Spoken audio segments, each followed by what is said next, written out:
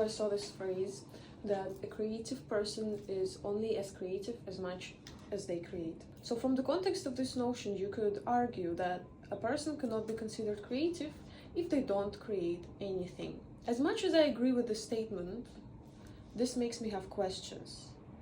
Does it matter how creative what you create, or just the fact of creating ensures that you, by your nature, are creative because you have created something?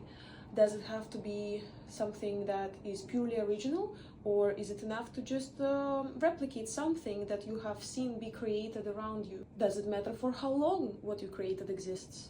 What if it exists only within a span of 1 day, or 5 minutes, or 10 minutes? Is it considered art still? Is it performance? Does it matter how many people see it? Truly, if only a handful of people see your piece of art, for example, an outfit, that is potentially going to make them think something about themselves or their daily life or you, does that count as art? The outfit only lives for 1 day, if you unless you repeat your outfit, of course. And the people that see it potentially are just a handful of people.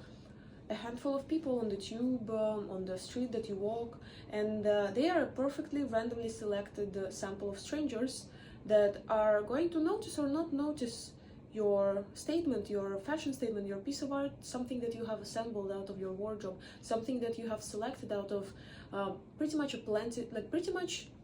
a ubiquitous amplitude of everything you could ever see in the market. A specific thing that you have carefully selected from pretty much an endless sea of offers out there, and then assembled together with other things that you have selected based on your emotional state, based on your potentially maybe economic status, maybe as a opposition to how you perceive life or how you believe life perceives you. I believe that what we choose to wear and what we choose to buy and how we choose to assign our clothes matters a lot, because everything is a statement. Even if you believe that whatever you put on doesn't matter, that's a statement also. So does it matter how many people see it? Does it matter how many people resonate with it? Just like some art, it can be unnoticed by the general audience that is supposed to be the target for that art. However, the people that go to art exhibits normally are people specifically interested in art or going to an exhibit, whereas if you go out in the world in an outfit that you have created, and they either notice it or not, and it either stays with them for a second or a minute or the whole day, or maybe doesn't stay with them at all.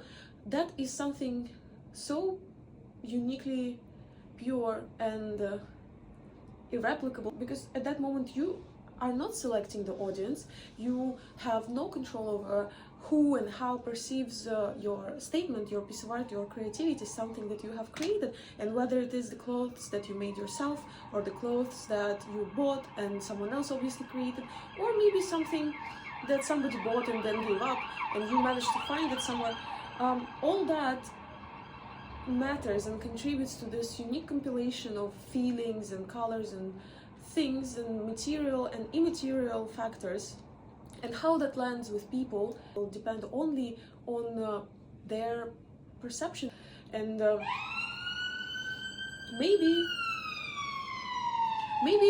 as art imitates life, maybe the most interesting art that could be out there is the outfits that we choose for ourselves when we go outside, when we stay at home, when we interact with our friends or our colleagues. I think that even though short-lived, this art that we create means that all of us are artists deep down. This creativity, no matter how small or how big, it does make you a creator. And I think that it's really interesting that on a daily basis we don't notice exactly how many things we create and exactly how creative we could be if only we see little things in our life as opportunities for creativity. It doesn't have to be about self-expression of you. It could be about your impression.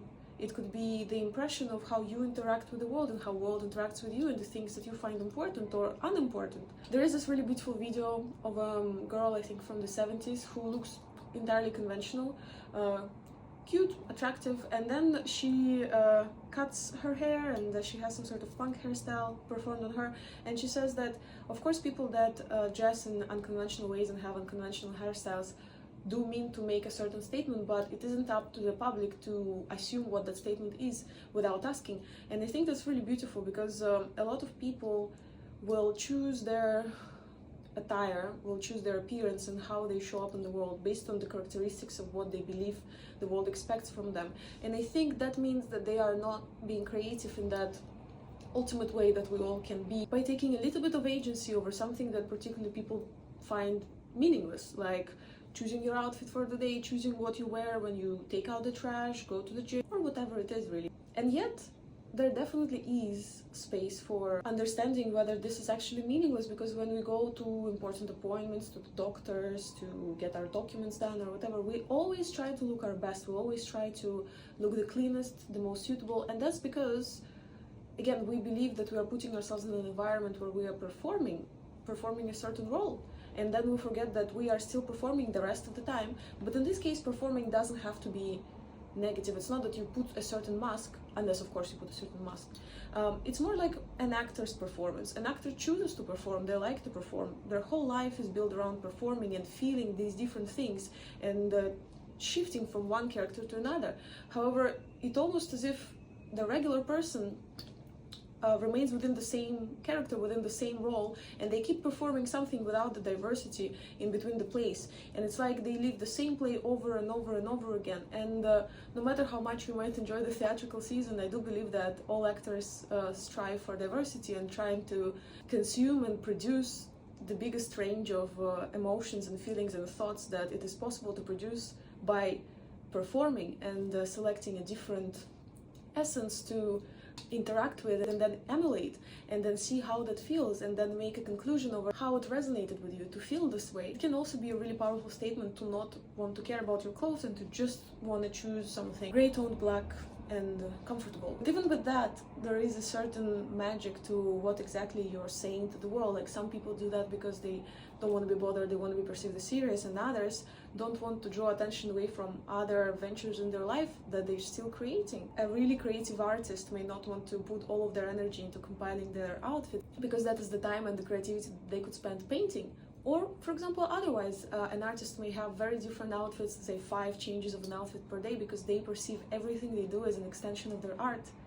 And I think whether you resonate with having an artistic side to you or not at all, whether you consider yourself to have any sort of artistic talents or creative talents, or whether even you enjoy being creative or feeling like you're creative, I think all of us deep down are artists. And it's just that a lot of people fold their hands down and they choose to not use any mediums at their disposal, not create any new mediums, not use any of the existing ones, and essentially their art becomes the performance of nothingness or the performance of repetition. And I think that's why a lot of people nowadays are lost without a sense of identity, they're lost without a sense of self, because if your only art is repetition, at some point the motions become meaningless.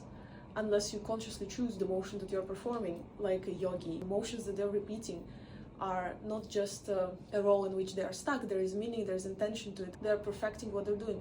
However, if you're perfecting the perfection of repetition, all you are is just a process, and not even a nice one. Depends what you're repeating.